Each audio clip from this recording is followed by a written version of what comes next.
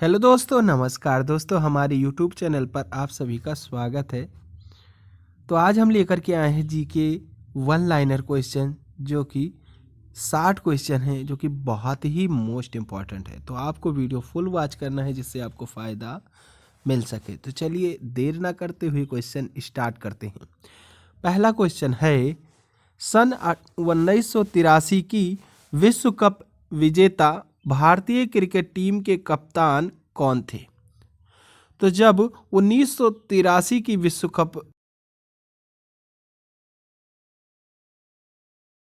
Cricket team के कप्तान जो थे वह थे कपिल देव। कौन थे? कपिल देव। राष्ट्रपति राज्यसभा में कितने सदस्य मनोनीत कर सकता है? तो राष्ट्रपति जो है वह राज्यसभा में कुल 12 सदस्य मनोनीत कर सकता है। कितना सदस्य? 12 सदस्य मनोनीत कर सकता है। ठीक है। नोबेल पुरस्कार किस वर्ष शुरू हुआ था? तो नोबेल पुरस्कार जो है वह 1901 ईस्वी में शुरू हुआ था। कब शुरू हुआ था? 1901 ईस्वी में नोबेल पुरस्कार शुरू किया गया था। अगला क्वेश्चन है, बांग्लादेश की मुद्रा कौन सी है? तो बांग्लादेश की मुद्रा टका है। कौन सी है? टका है। रामायण किसने लिखी है? तो रामायण जो है वह महर्षि वाल्मीकि द्वारा लिखी गई है। किसके द्वारा लिखी गई है रामायण? तो महर्षि वाल्मीकि के द्वारा लिखी गई है। भारत में गन्ने का सर्वाधिक उत्पादन किस राज्य में होता है? तो भारत में गन्ने का सर्वाधिक उत्पादन जो है वह उत्तर प्रदेश राज्य में होता है। किस राज्य में होता है? उत्तर प्रदेश में होता है। ठीक है। अब आइए देखते हैं अगला क्वेश्चन। पायरिया रोग शरीर के किस अंग को प्रभावित करता है? तो जो पायरिया रोग होता है वह शरीर के दांत और मसूड़े जैसे अंगों को प्रभावित करता है। ठीक है। किस अंग को प्रभावित करता है?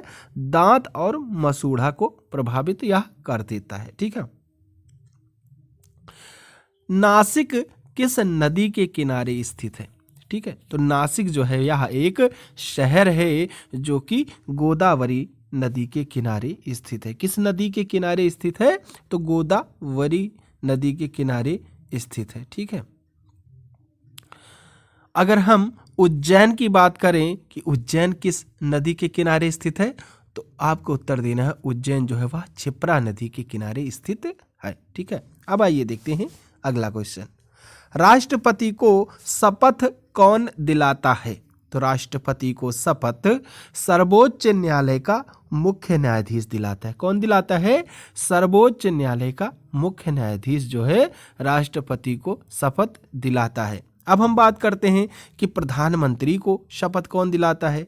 तो प्रधानमंत्री को शपथ जो है वह राष्ट्रपति दिलाता है। ठीक है। वैसे ही मुख्यमंत्री को शपथ कौन दिलाता है? तो मुख्यमंत्री को शपथ जो है वह राज्यपाल दिलाता है। कौन दिलाता है? राज्यपाल दिलाता है। अब आइए देखते हैं 10 नंबर का क्वेश्चन। क्वेश्चन है, जापान की मुद्रा कौन सी है? तो जापान की मुद्रा येन मुद्रा है। कौन सी है? येन। जैसे भारत की मुद्रा की हम बात करें तो भारत की मुद्रा रुपया है, वैसे ही जापान की मुद्रा येन है। ठीक है। वैसे ही सऊदी अरब की मुद्रा की बात करें तो वहाँ की मुद्रा रियाल है। ठीक। अब आइए देखते हैं अगला क्वेश्चन। इंडियन मिलिट्री अकादमी कहाँ स्थित है? तो इंडियन मिलिट्री अकादमी जो है वह देहरादून में स्थित है। कहाँ पर? देहरादून में स्थित है। माउंट एवरेस्ट पर चढ़ने वाली पहली भारतीय महिला कौन है?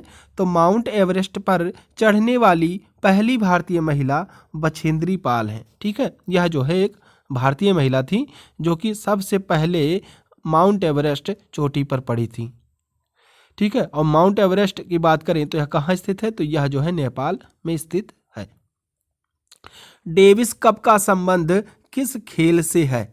तो डेविस कप का संबंध जो है वह टेनिस खेल से है। किस खेल से है? टेनिस खेल से है। माउंट एवरेस्ट पर 2 बार चढ़ने वाली पहली भारतीय महिला कौन है? तो माउंट एवरेस्ट पर चढ़ने वाली यानी ये जो है 2 बार चढ़ने वाली की बात कर रहा तो 2 बार जो है संतोष यादव जो है पहली भारतीय महिला हैं, और प्रथम बार की बात करें तो बछेंद्री पाल हो जाएंगी। सर्वोच्च न्यायालय का मुख्य न्यायाधीश कब तक अपने पद पर रहता है? तो सर्वोच्च न्यायालय का मुख्य न्यायाधीश 65 वर्ष की आयु तक अपने पद पर रहता है। ठीक। संसद का उच्च सदन कौन सा है? तो संसद के जो है 3 सदन होते हैं, राज्यसभा, लोकसभा और संसद। तो संसद का उच्च सदन जो होता है वह राज्यसभा होता है। कौन सा होता है? राज्यसभा होता है। पंचतंत्र का लेखक कौन है? तो पंचतंत्र जो है एक कहानी है जिसके लेखक विष्णु शर्मा हैं। कौन है? विष्णु शर्मा जी हैं। ठीक है। अब आइए देखते हैं अगला क्वेश्चन। सन 1954 में हुआ भारत चीन समझौता किस नाम से जाना जाता है? तो सन 1954 में हुआ भारत चीन समझौता जो है वह पंचशील समझौता के नाम से जाना जाता है। किस नाम से जाना जाता है? पंचशील समझौता के नाम से जाना जाता है। यह समझौता कब हुआ था? तो यह जो है सन 1954 ईस्वी में हुआ था। ठीक है। सन 2010 में फुटबॉल विश्व कप किस देश ने जीता था? तो सन 2010 में फुटबॉल विश्व कप जो है स्पेन देश ने जीता था। कौन सा देश ने जीता था? स्पेन देश ने जीता था। राष्ट्रीय रक्षा अकादमी कहाँ स्थित है? तो राष्ट्रीय रक्षा अकादमी पूना के पास खड़गवसाला में स्थित है। कहाँ पर? पूना के पास खड़गवसाला में स्थित है। डिस्कवरी ऑफ इंडिया पुस्तक किसने लिखी?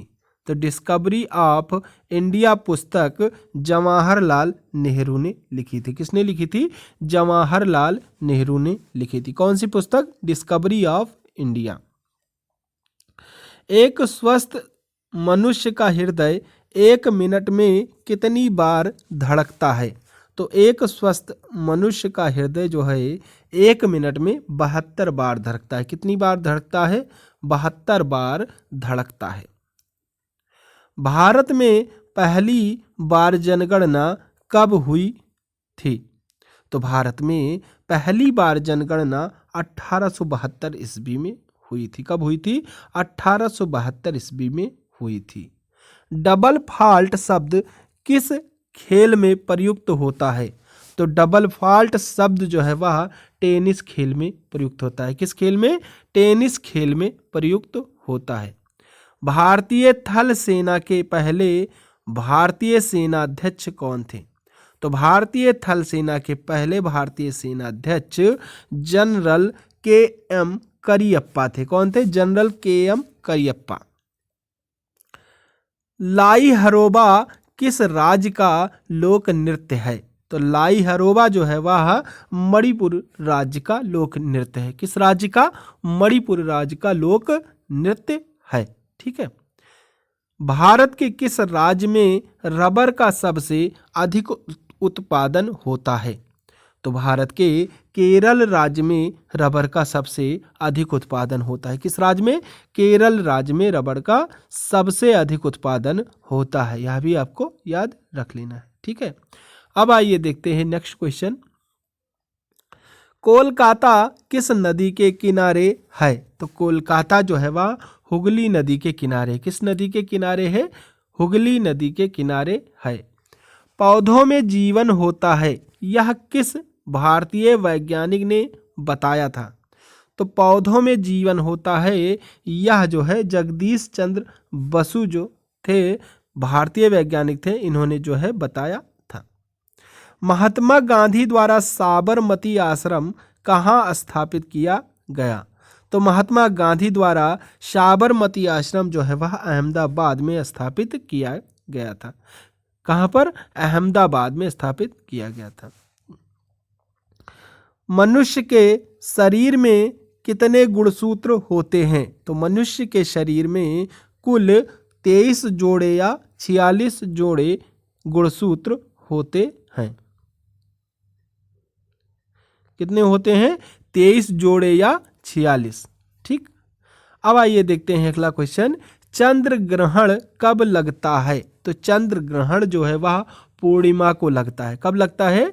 चंद्र ग्रहण जो है पूर्णिमा को लगता है। और जो सूर्य ग्रहण होता है वह सूर्य ग्रहण जो है पूर्णिमा को भी लगता है। भारत छोड़ो आंदोलन कब शुरू हुआ? तो भारत छोड़ो आंदोलन 8 अगस्त 1942 को शुरू हुआ। मनुष्य के शरीर का सामान्य रक्तदाब कितना होता है? तो मनुष्य के शरीर का सामान्य रक्तदाब 80 से 120 मिलीमीटर होता है। कितना होता है? मिलीमीटर होता है। उत्तरी गोलार्ध में सबसे छोटा दिन कब होता है? तो उत्तरी गोलार्ध में सबसे छोटा दिन 22 दिसंबर होता है। कब होता है? 22 दिसंबर को जो है सबसे छोटा दिन होता है। ठीक है। रामचरितमानस किसने लिखा है? तो रामचरितमानस तुलसीदास जी ने लिखा है। किसने लिखा है? तुलसीदास जी ने लिखा है, जिनका जन्मस्थान गोंडा के राजापुर ग्राम में हुआ था। प्रथम एशियाई खेल कब और कहाँ आयोजित किए गए? तो प्रथम एशियाई खेल जो है मई 1951 में नई दिल्ली में आयोजित किए गए। कहाँ? 1951 में नई दिल्ली में प्रथम एशियाई खेल स्थापित हुए थे, यानी आयोजित किए गए थे। वायुमंडलीय दाब किस यंत्र से मापा जाता है? तो वायुमंडलीय दाब जो है बैरोमीटर से मापा जाता है। किससे मापा जाता है? बैरोमीटर से मापा जाता है। हरियाणा का पहला महिला विश्वविद्यालय कौन सा है और कहाँ है? तो हरियाणा का पहला महिला विश्वविद्यालय जो है वह भगत फूल सिंह महिला विश्वविद्यालय है, जो कि खानपुर कला सोनीपत में पड़ता है। टेस्ट मैचों की एक पारी में सभी 10 विकेट लेने वाला भारतीय कौन है? तो टेस्ट मैचों की एक पारी में सभी यानी 10 विकेट लेने वाला भारतीय अनिल कुंबले है। सन 2018 में फुटबॉल विश्व कप कहाँ किया गया? तो यह जो है रूस में किया गया। संसार में सर्वाधिक जनसंख्या वाला देश कौन सा है? तो संसार में सर्वाधिक जनसंख्या वाला देश चीन है। राष्ट्रपति लोकसभा में कितने सदस्य मनोनीत कर सकता है? तो राष्ट्रपति लोकसभा में कुल 2 सदस्य मनोनीत कर सकता है। कितने सदस्य? 2 सदस्य मनोनीत कर सकता है। सर्वग्राही रक्त समूह कौन सा है? तो सर्वग्राही रक्त समूह ए बी है। कौन सा है? ए और बी। असहयोग आंदोलन किस वर्ष शुरू हुआ? तो असहयोग आंदोलन 1920 ईस्वी में शुरू किया गया। पेनाल्टी स्ट्रोक किस खेल में प्रयुक्त होता है? तो पेनाल्टी स्ट्रोक जो है वह हॉकी खेल में प्रयुक्त होता है। किस खेल में? हॉकी खेल में प्रयुक्त होता है। भारतीय संसद का निम्न सदन कौन सा है? तो भारतीय संसद का निम्न सदन लोकसभा है और उच्च सदन जो है राज्यसभा है। ठीक है। सिख धर्म की स्थापना किसने की थी? तो सिख धर्म की स्थापना गुरु नानक देव ने की थी। किसने की थी? गुरु नानक देव ने सिख धर्म की स्थापना की थी। भारत में जनगणना कितने वर्षों बाद होती है? तो भारत में जनगणना 10 वर्षों के बाद होती है। कितने वर्षों के बाद? 10 वर्षों के बाद में होती है। मेघदूत किसकी रचना है? तो मेघदूत जो है वह कालिदास की रचना है। किसकी रचना है? कालिदास जी की रचना है। भारत की स्वतंत्रता के समय ब्रिटेन का प्रधानमंत्री कौन था?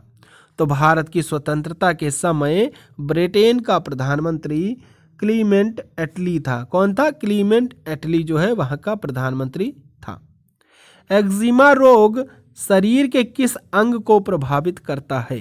तो एक्जिमा रोग जो है वह शरीर के त्वचा को प्रभावित करता है। किसको प्रभावित करता है? त्वचा अंग को प्रभावित करता है। ठीक है। अब आइए देखते हैं अगला क्वेश्चन। क्वेश्चन है स्काउट एंड गाइड्स संस्था की स्थापना किसने की थी? तो स्काउट गाइड्स संस्था की स्थापना रॉबर्ट बाडेन पावेल ने की थी। किसने की थी? बाडेन पावेल ने की थी स्काउट गाइड की स्थापना। ठीक है। संसार का सबसे बड़ा महासागर कौन सा है? तो संसार का सबसे बड़ा महासागर प्रशांत महासागर है। कौन सा महासागर है? प्रशांत महासागर है। पेनाल्टी किक शब्द किस खेल में प्रयुक्त होता है? तो पेनाल्टी किक शब्द जो है वह फुटबॉल खेल में प्रयुक्त होता है। किस खेल में? फुटबॉल खेल में प्रयुक्त होता है। ठीक। रणजी ट्रॉफी का संबंध किस खेल से है? तो रणजी ट्रॉफी का संबंध जो है वह क्रिकेट खेल से है। किस खेल से है? क्रिकेट खेल से है। ज्ञानपीठ पुरस्कार किस क्षेत्र से संबंधित है? तो ज्ञानपीठ पुरस्कार जो है वह साहित्य क्षेत्र से संबंधित है। किस क्षेत्र से संबंधित है? साहित्य क्षेत्र से ज्ञानपीठ पुरस्कार संबंधित है। भारत का सर्वोच्च खेल पुरस्कार कौन सा है? तो भारत का सर्वोच्च खेल पुरस्कार राजीव गांधी खेल रत्न पुरस्कार है। कौन सा पुरस्कार है? राजीव गांधी खेल रत्न पुरस्कार है। अर्जुन पुरस्कार किस वर्ष शुरू हुआ था? तो अर्जुन पुरस्कार जो है 1961 ईस्वी में शुरू हुआ था। कब शुरू हुआ था? 1961 ईस्वी में अर्जुन पुरस्कार की शुरुआत की गई थी। ठीक है। अब आइए देखते हैं अगला क्वेश्चन है भारत की मानक समय रेखा कौन सी है? तो भारत की मानक समय रेखा 82.5 डिग्री पूर्वी देशांतर रेखा जो इलाहाबाद से गुजरती है उसको भारत की मानक समय रेखा कहते हैं। ठीक है। तो आज के लिए बस इतना ही। अगला प्रैक्टिस सेट देखने के लिए आप हमारे चैनल को सब्सक्राइब कर बेल आइकन प्रेस कर दें जिससे कि हमारे वीडियो डालते ही आपको नोटिफिकेशन मिल सके। तो चलिए, थैंक यू। जय हिंद, जय भारत।